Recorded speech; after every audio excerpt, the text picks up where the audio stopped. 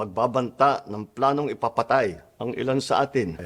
Kung ganyang kriminal na pagtatangka ay hindi dapat pinapalampas. Yan ay aking And then somebody was assassinated. Ang hindi lang po nagawa ni Benigno Aquino Jr. Kakabahala ang mga pahayag na narinig natin nitong mga nakarang araw. Nandyan ang walang pakundangang pagmumura at ang pagbabanta ng planong ipapatay ang ilan sa atin.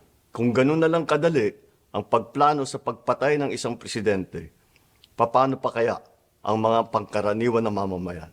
Yung ganyang kriminal na pagtatangka ay hindi dapat pinapalampas. Yan ay aking papalagan. As a democratic country, we need to uphold the rule of law.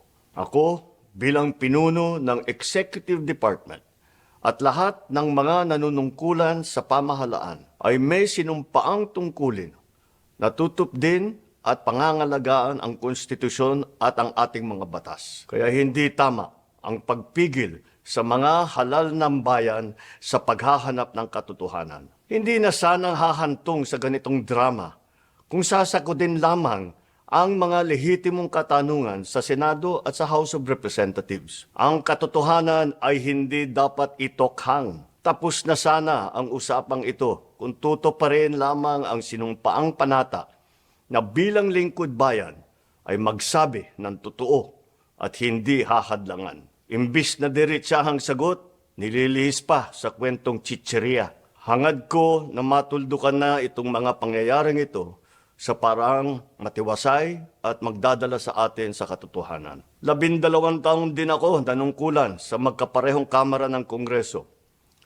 Batid ko ang kapangyarihan iginawad sa kanila ng taong bayan at ng ating konstitusyon. Dahil dito, iginagalang ko ang kanilang gawain bilang isang independenteng sangay ng ating republika. Kahit ang buong executive branch, lahat ng mga ahensya ay hindi nakakaligtas at parating sumasailalim sa kanilang masusing pagsusuri. Bilang isang bansa, marami tayong mga paghamon na dapat harapin at mga suliraning dapat bigyan ng lunas. Sa kabila ng mga pambabatikos, nakatuon ang aking pansin sa pamamahala. Ngunit, hindi natin ikokompromiso ang rule of law. Kailangan manaig ang batas sa anumang sitwasyon, sino man ang tamaan. Kaya hindi ko hahayaan magtagumpay ang hangarin ng iba na hatakin ang buong bansa sa burak ng politika.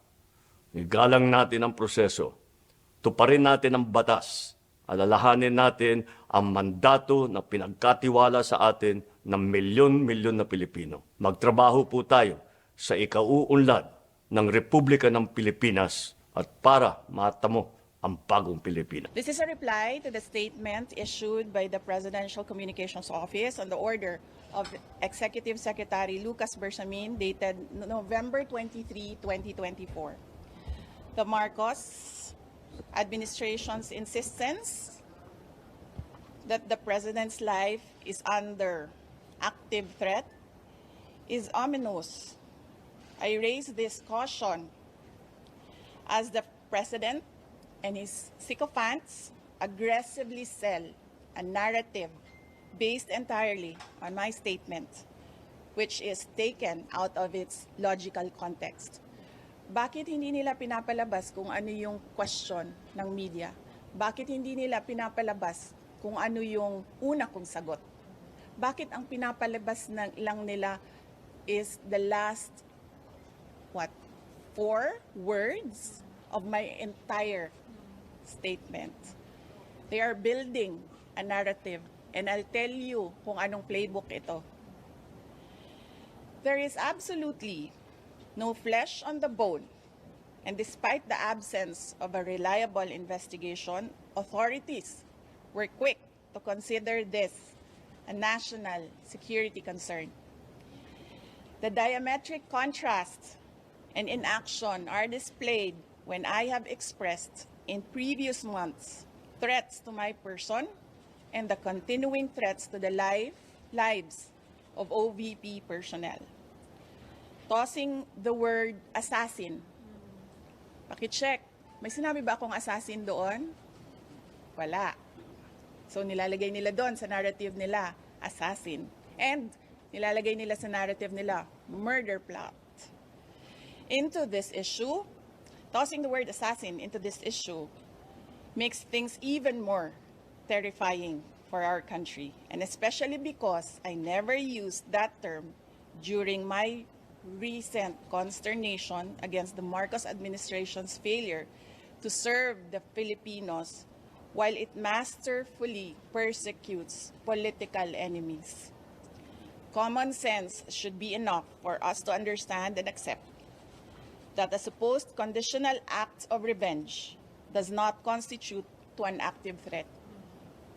This is a plan without a flesh.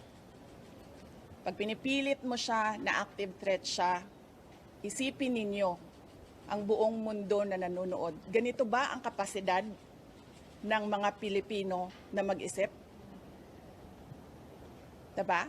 At wala silang pakialam dyan. Pero ako, nahihiya ako na ganito ang kapasidad ng mga tao sa administrasyon.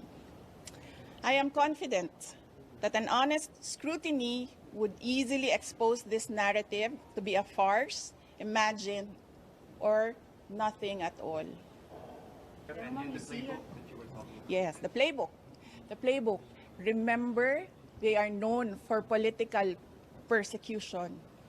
They suppress and oppress opposition. And then somebody was assassinated on the airport tarmac. Diba? They oppress and suppress, and the people were getting angry, frustrated, and what did they do? They created a scenario that there is a national emergency. They set bombs to create a scenario that there is a national emergency. And then they assassinated their political enemy. So that's the playbook. We already saw that in history.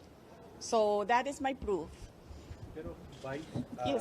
based Ang hindi lang po nagawa ni Benigno Aquino Jr., kaya po hindi siya ano bang tawag yan? Revenge. Anong revenge? Nakaganti. Hindi siya nakaganti. Kasi hindi siya nagbilin. Diba? Kaya, hindi nakaganti si Benigno Aquino Jr. kasi hindi siya nagbilin. But you know, Benigno Aquino Jr. is not Sara Duterte. So, ibang tao din siya. Ibang tao din ako. Vice,